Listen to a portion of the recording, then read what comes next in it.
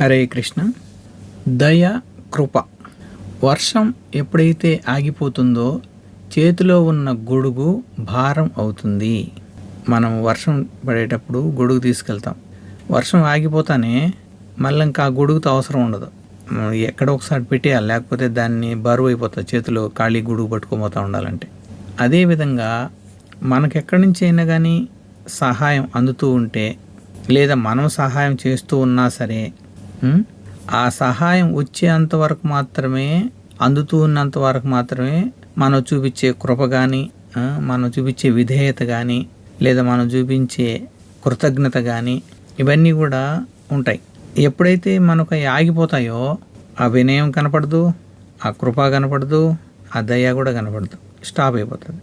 ఎందుకంటే అవసరం ఉన్నంత వరకే విలువ.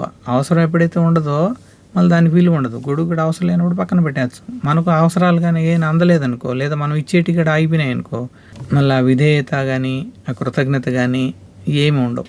ఎందుకు అలా ఉండవు అంటే ఈ భౌతిక ప్రకృతి యొక్క లక్షణమే అంతే. కాబట్టి నీ అవసరం ఉన్నంత వరకే నీకు విలువ, ఆ తర్వాత నో వాల్యూ ఫర్ యూ. అలా అని ఇతను ఏదో మోరల్ వాల్యూ గురించి చెప్తున్నారు, అందరూ అలా ఎందుకుంటారు, లేదు కొంతమంది అలా ఉండరు అని అనుకోవచ్చు. కానీ ఎవరైనా ఏదైనా సరే హెల్ప్ చేయాలన్నా, దయ చూపాలన్నా, ఏదైనా కానీ ఒకటి స్టార్ట్ కావాలంటే దాని బ్యాక్ సైడ్ తప్పనిసరిగా ఏదో ఒక కారణం ఉంటుంది. కారణం లేకుండా ఎవడు ఊరికే అట్లా ఏదంటే అది చేయాలంటే చేయడు. బ్యాక్ సైడ్ ఏదో కారణం ఉంటుంది మనకు. అంటే ఉదాహరణకు ఏదైనా ఒక డబ్బు సహాయం చేస్తున్నారనుకోండి, దాని వెనక పక్క ఏదో కారణం ఉంటుంది. ఇతనికి డబ్బు ఇస్తే రేపు నాకు ఇలా హెల్ప్ ఉపయోగపడతాడు, లేదా మనం ఇలా డబ్బు ఇస్తే మనకు పుణ్యం కలిసి వస్తుంది, లేకపోతే మనం ఇలా ఇస్తే రేపు ఇంకొక విధంగా మనకి సహాయం ఇలా కలిసి వస్తుంది. ప్రతి ఒక్కదాని వెనక ఏదో ఒకటి కారణం అనేది కంపల్సరీ ఉంటుంది అనమాట. ఎక్స్పెక్టేషన్ ఉంటుంది అనమాట. ఊరికే అలా ఇచ్చేసేం, లేదా ఊరికే అలా ఇంకొకరి దగ్గర నుంచి రాదు. మన దగ్గర నుంచి ఏదో ఎక్స్పెక్ట్ చేసే ఉంటారు, అందువల్లనే వస్తూ ఉంది. మనం ఇవ్వడం కానీ, లేదా తీసుకునే దాంట్లో కానీ. మరి ఎటువంటి కారణం లేకుండా మన మీద దయ కలగాలంటే ఎవరు చూపిస్తారు? ఏ కారణం లేకుండానే మనకు హెల్ప్ చేసేవాళ్ళు ఉంటారా? మనపైన అపారమైనటువంటి కృప చూపించే వాళ్ళు ఉంటారా?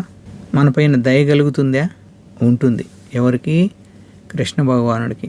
భగవద్గీత అధ్యాయం 2 40వ శ్లోకంలో చెప్తారు, నేహాభిక్రమనాశోస్తి ప్రత్యవాయో న విద్యతే స్వల్పమప్యస్య ధర్మస్య త్రాయతే మహతో భయాత్. భగవంతుడికి చేసే కొంచెం సేవ అయినా సరే అది ఎంత గొప్ప ఫలితాన్ని ఇస్తుందంటే మనల్ని మహాభయంకరమైనటువంటి భయం నుంచి కూడా బయటపడేస్తుంది. అంటే భగవంతుడు అంత కృప చూపిస్తాడనమాట. అంటే ఆ కొంచెం దానికి అంత చూపించాలా? అవును. భగవంతుడి వైపు మనం ఒక్క అడుగు వేసినా కూడా, కొంచెం చేసినా కూడా భగవంతుడి కృప నిర్హేతుకమైనటువంటి కృప. అంటే భగవంతుడికి మనపైన కృప చూపించాలంటే ఆయనకు కారణం ఉండాల్సిన అవసరం లేదు.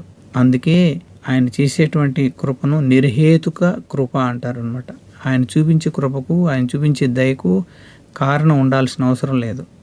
అంతే, వర్షంలో అలా కురిచేస్తూ ఉంటుందన్నమాట భగవంతుడి కృప. కాబట్టి మనము ఎప్పటికీ మనకు తోడుండి, మన వెంట ఉండి మనల్ని రక్షించేటువంటి ఆ కృష్ణ భగవానుణ్ణి, నిర్హేతుక దయ కలిగినటువంటి ఆ కృపా నిధిని, దయానిధిని మనము ఆశ్రయిద్దాం. భగవంతుని కృపకు పాత్రులవుదాం. అలా భగవంతుణ్ణి ఆశ్రయించేటువంటి అవకాశాన్ని మనం కలిగించమని భగవంతుణ్ణి, గురుదేవుల యొక్క పాదాలని పట్టుకొని వేడుకున్నాం. హరే కృష్ణ కృష్ణ కృష్ణ హరే హరే, హరే రామ రామ రామ హరే హరే.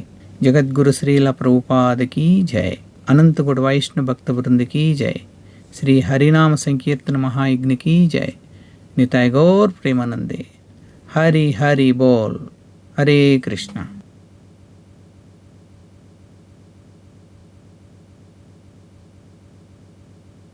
హరే కృష్ణ. దయ, కృప.